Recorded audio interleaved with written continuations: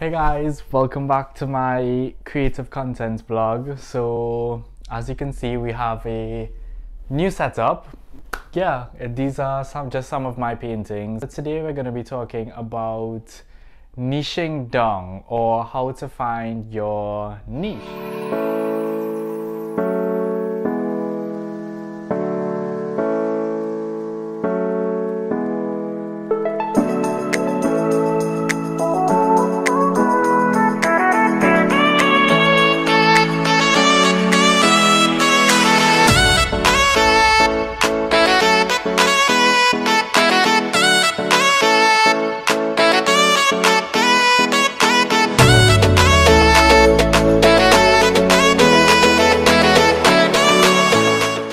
What is a niche?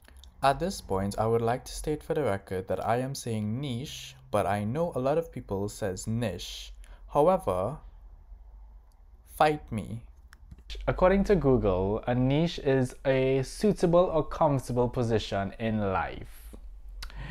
So that could mean within the arts realm or within the creative realm, it's basically something that you are comfortable working on and reproducing a specific set of things that are all related to each other. For example, you could be working on sceneries and landscapes, and therefore you could be doing countryside landscape, mountains with bush. You could be doing skies and flat terrains. Another example is portraits. You could be doing all different kinds of portraits. A niche is basically a certain area that you are working in, that you are happy to be working in, that are all related to each other. But as getting to your niche is going to be quite difficult, so I would suggest don't get into a niche just yet. If you're now starting off and you're now like learning to do different things, I would not recommend niching down. I would recommend that you explore different options and see what you like and what you don't like, and feel out different things before you actually niche down. But the drawback to exploring different options before you niche down, before you find a specific area that you like, would be that you would not be recognized as an artist. So if you don't niche down, if you continue on the path of just doing random things like I'm doing a portrait here, I'm doing a landscape there, I'm doing a sculpture here, then you wouldn't be recognized as an artist in the arts world or on social media. But that tip is just for people who really wants to be recognized and not just produce work for producing sake, but for people to see your work, for people to, you know, love your work, to share it, comment, buy, purchase, everything. I would recommend that you do find a niche eventually for when you start off your career in the creative industry. Even if you find that specific area that you really like, that doesn't mean that you can work with one medium. For example, look at behind me. I have multiple things. I have this sunset sky as well as this sunset sky. But this one is watercolor and this one is gouache. So, I mean, you can say they're kind of similar, but at the same time, look at this one. This one is purely acrylic, but it still gives that cloudy effect and that whole mysterious vibe that I'm going for. My niche would be using color to emphasize the work, focusing on landscapes. So it's really, we'll get back to that later as to what that means. So if you're now starting off and you don't have a niche yet, or you don't know where you're gonna go with your art or whatever it is you're doing, I would recommend these 3 stages. So the first stage would be inspiration. You would have to find inspiration somewhere to start. You may like something, you may not like something, but you don't know what it is you want to do. So go on all your social medias and figure out or find different artists who you really like and whose work you think that you might do things similar to. If you have Pinterest, you can make like a board and just put all of the artwork on that board, and then you could obviously save it for later and then go through and be like, oh, I like something from this one, I like this from this other one. Okay, maybe you like the way this person paints their clouds in this one, but the second one you really like their textures of how they use their paintbrush, and then the third one you might like something completely different, like how they use their color. And then you could combine all of those things together, and that leads you to the second stage, which would be to produce work and experiment. You would do different paintings, you would do different drawings, you would see what it is you like, what it is you don't like, what's easy, what's hard.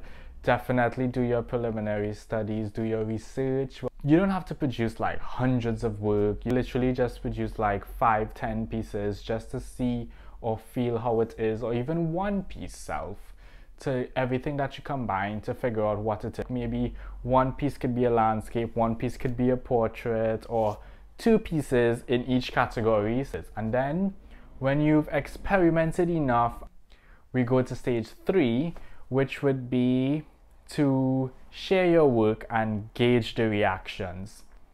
If you finish stage 2 and you're an artist who just cares about the art, you don't care what anyone else thinks, you don't care about anything else, you could decide what it is you really like and you end at that stage.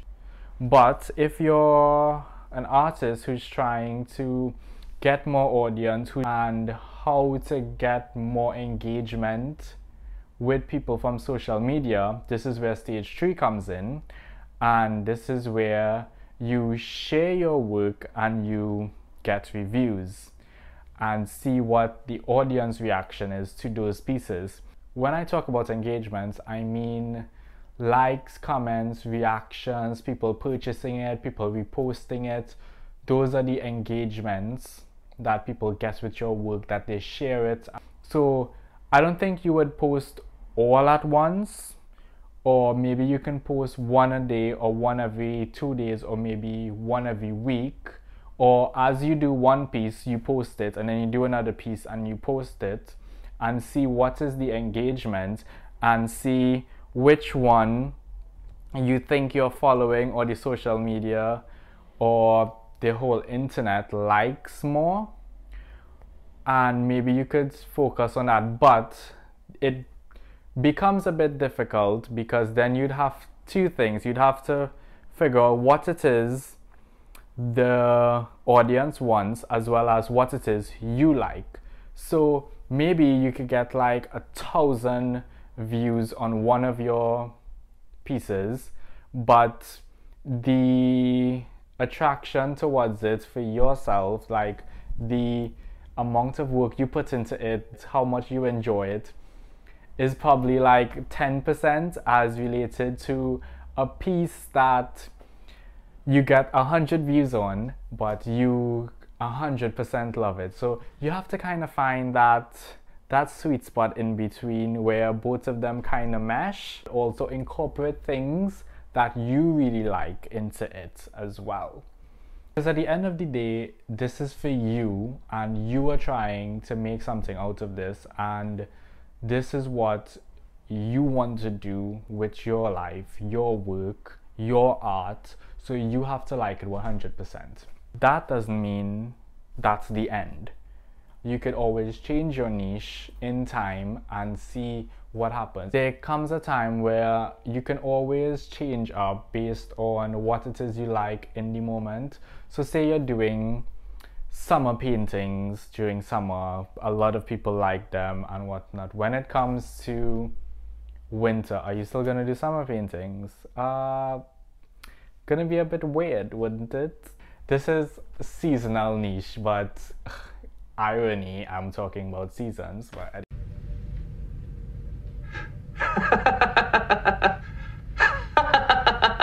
if you're doing like exhibitions and stuff, you know how in different exhibitions there's always a related theme. So in your artwork you can always have related themes. So you can have maybe one set, like if you go on my Instagram, which would be in the description below, you would see that in one period of my life, I was doing a lot of architectural and urban sketches, as well as urban paintings of buildings and like cathedrals and stuff, and I really enjoyed that. But then I mainly started with sketches, and I ended up using paint to do it. But I realized that I really like using this color, but I didn't want to focus on just architectural buildings for all of it. So then I got into landscape painting, but using my color to really express and emphasize exactly what it is I am trying to portray in that piece. And all of them, it doesn't matter, but it doesn't matter the medium, because I've been using watercolor, acrylic, gouache. Let's talk about niches. What does it mean to have a niche, or what type of niche you could actually do? So when I was talking about niche, and I say a specific set of category that you enjoy doing, it could be focused on a theme and not just a category. So it could be like 7 Deadly Sins, where all your pieces relate, but all of them could be very different. So there could be a theme, or like they could all portray a message. Like maybe they portray a message of like police brutality, or love, peace, hate, something like that. It could be a theme or a string of words. It could be keywords that are really important to you, or the message you are trying to portray, or that period of work which you are trying to do could be all related to one theme. And when it is you figure out that, you could always go back in to social media and give it to your audience and see what the reaction is. So if it is you have a lot of engagements on one theme or one niche, and then you change it and you try to get the engagement and the reaction from your audience, and it's quite low, maybe you'd want to revert back to what you were doing before. If it is you'd want to know how to get if it is you'd want to know how to share your work and get engagement, and really analyze your engagements and audience and build on your audience, drop a comment below and maybe I will make a video about that. What do y'all think about my wall of work? If y'all really like some of these pieces, tell me which ones you like, tell me which one I should just burn. I will never burn any of my artwork, sorry. But yeah, if y'all like this video, give a thumbs up, comment, subscribe, and share with all of your art friends, and leave some comments below and tell me what it is you like, what it is you don't like. If you have a niche, if you've never started a niche before, tell me what your niche is.